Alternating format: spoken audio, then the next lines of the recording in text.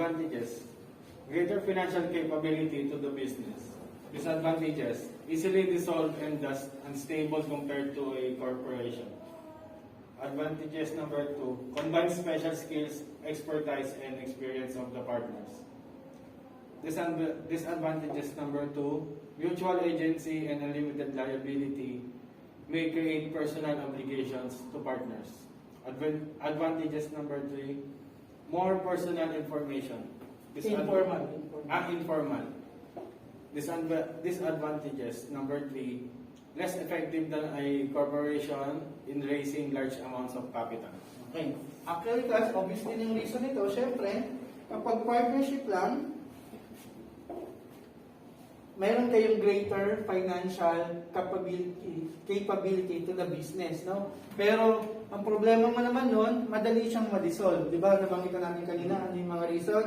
Pag nagkaroon ka ng incapacity, naging insolvent siya, may biglang nag-umayaw yung partner mo. Katulad ng example mo kanina, paano pag biglang ayaw na niya?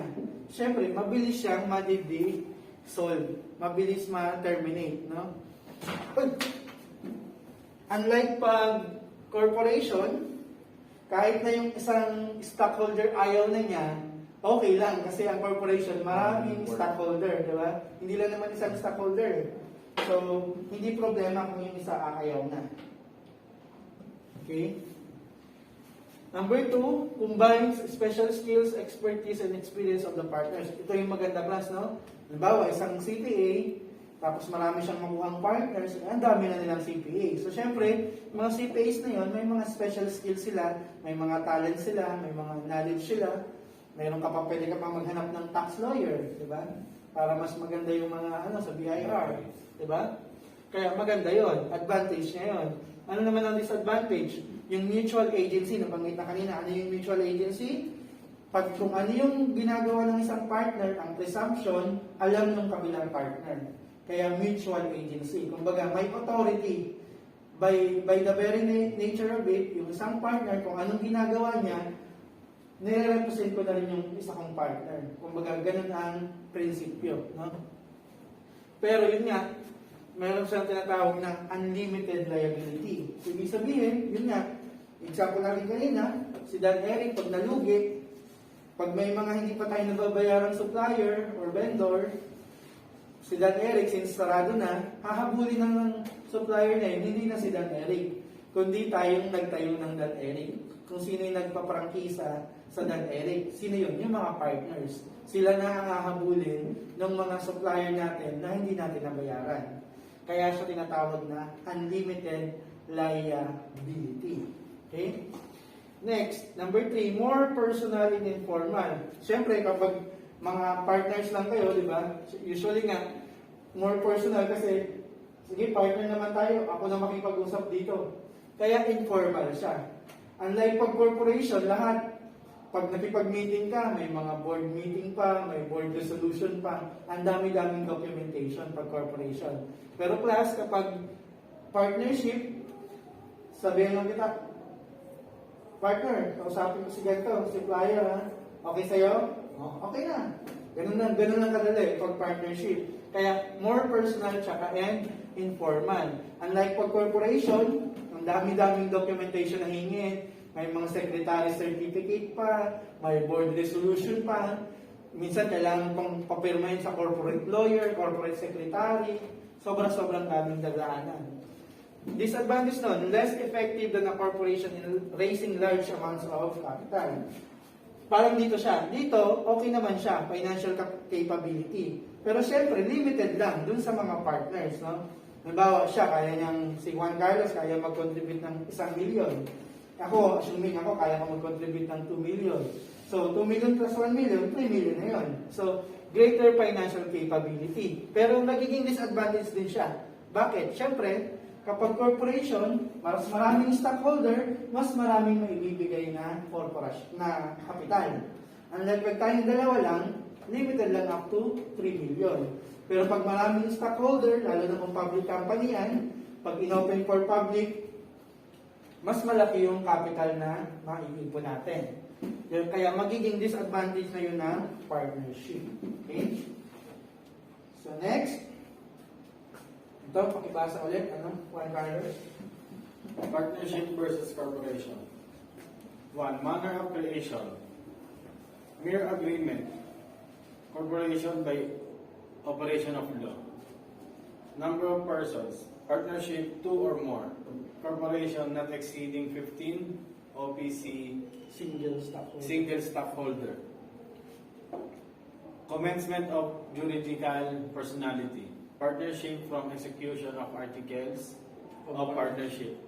Corporation from insurance of certificate. Issuance of certificate of incorporation by the SEC. Management. Partnership. Every partner if there is no appointed managing partner. Corporation. Board of directors. Extent of liability. Partnership unlimited. Corporation limited. Right of succession. Partnership, no right of succession. Corporation with right of succession. Terms of existence. Partnership, any period stipulated by the partners. Corporation, perpetual existence. Okay, thank you, Juan Carlos. So ito class, dinifferentiate natin yung partnership tsaka corporation. Kailangan natin yung task. Importante yun. Kasi nga, di ba, yun nga yung very title ng subject na to. Partnership and Corporation Accounting. Di ba? So, dapat, alam natin yung difference ng dalawa. Pag sinabi class na partnership, paano siya nakikreate or yung manner of creation, si partnership, mere agreement lamang. No? Basta may kasunduan tayo, okay na yun. Pero si corporation class, hindi siya ganun kadali. No? Bakit? Kasi si corporation class, marami siyang dadaanan. No? Magpapakuha ka ng permit, although kukuha din naman ng permit sa partnership, pero si corporation, mas mahaba lang yung process na class, no? Si corporation, pupunta pa siya sa SEC, tapos magpapaana pa siya ng mga, yun nga, yung mga board of minutes of the meeting, may board of directors, masyado siyang matrabaho. No? Kumpara sa partnership na mabilis lang yung proseso. No? Number 2, number of persons. Ang partnership class, 2 or more. No? Pero yung corporation, not exceeding 15. Pero class, recent lang during the pandemic, na-approve yung tinatawag na one-person corporation or yung tinatawag na OPC. No? Kung may time pa tayo, titake up natin itong OPC, no? Na mas detalyado pa. Okay? So, pag sinabing OPC, pwede, single stockholder lang. Kumbaga, hindi yung nakasanayan natin na pag sinabing corporation, maraming stockholder. Si OPC, isa lang. Kaya nga siya tinawag na one-person corporation. Number 3, commencement of juridical personality. So, sa partnership, from execution of articles of partnership. Pero si corporation, from issuance of certificate of incorporation by the SEC. Ano yung SEC class? Securities and Exchange Commission. Okay? Number 4, management. Every partner if there is no appointed managing partner. So, katulad na nung kanina, di ba, sabi doon sa isa sa mga advantages, more personal and informal. So, ibig sabihin nga nung class, kung walang formal appointment, lahat ng partners is po pwedeng mag-design or mag-manage ng negosyo. No? Hindi siya ganun higpit. Samantalang class pag corporation, hindi lahat ng managers, di ba? Kung sino lang yung mga board of directors. Kadalasan class yung mga board of directors, ito yung mga finance director, mga matataas na posisyon. At kadalasan class pag corporation talaga, ang board of directors na yan, matatanda na, kadalasan na. Yung mga senior na, yung tipong puro putoy niya yung buhok, pero syempre, kaya nga sila naging director kasi ibig sabihin, masyado nang malawak yung experience nila. Kaya kung medyo bata-bata ka pa, huwag kang mag-expect na magiging director ka na. Okay? Kailangan maging hinog ka, maging ripe ka for that position. Kaya yung mga board of directors, mga member ng board, usually, matatanda na sila class. Okay? So next, extent of liability, nabanggit na kanina, pag partners, pag lugi na yung negosyo, hahabulin yung mismong partner, yung personal property, pwedeng yung kotse o yung bahay. Okay? Pero pag corporation, limited lamang, no?